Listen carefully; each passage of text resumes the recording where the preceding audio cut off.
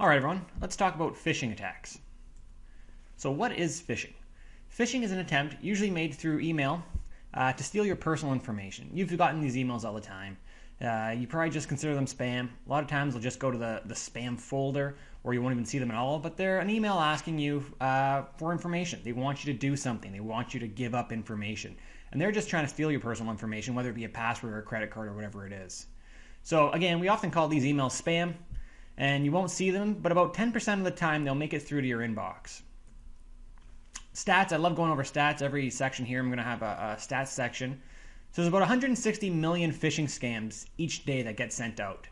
And as a previous slide said, 10% of these make it through the filter, so you're looking at about 16 million make it through to people's inboxes. From there, 50% of those are opened. So that's another 8 million phishing attacks are opened. And once open, you have another 800,000 people that will actually click on a link, and they'll go to the next stage 2 of the phishing attack. Basically, get out of the email and go to the link that the scammer sends to you.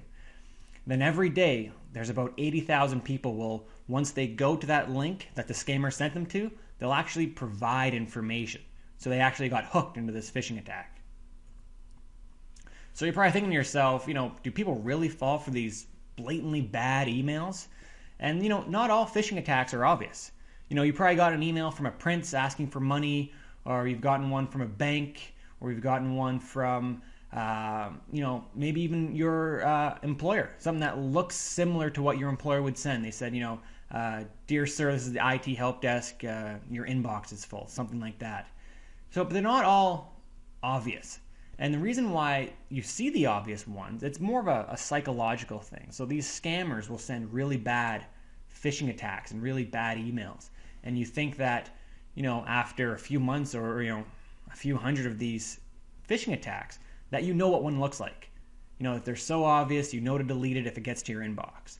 But then finally, once one gets to your inbox that looks somewhat plausible, then you'll fall for it because you're not used to these somewhat plausible ones, because the majority, maybe over 90% or whatever, are so blatantly bad. So yeah, people do fall for these attacks.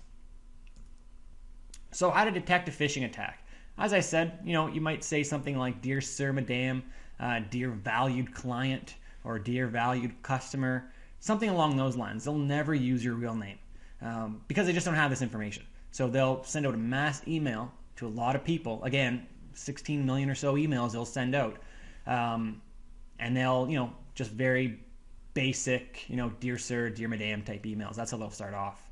They'll often have spelling mistakes, not all the time. Sometimes you'll see the spelling mistakes. It's very poorly written. They'll appear to come from a respectable organization. So again, it might be a bank, it might be an online pay service, it could be another company. So it'll be a respectable organization usually. And then it'll ask you to verify some information. So it might ask you to verify your credit card number, or to re-input your social insurance or social security number, ask you for an account number or a password. So these phishing attacks, they need you to actively do something. It's not good enough just to read a phishing attack. They actually want you to click a link and then provide information. So those are just a few ways to detect a phishing attack. And if you see any of these suspicious points that I've pointed out here, so they're not using a real name, they're spelling mistakes, they're asking you to verify information, or the link just looks suspicious, and which we'll get into next video,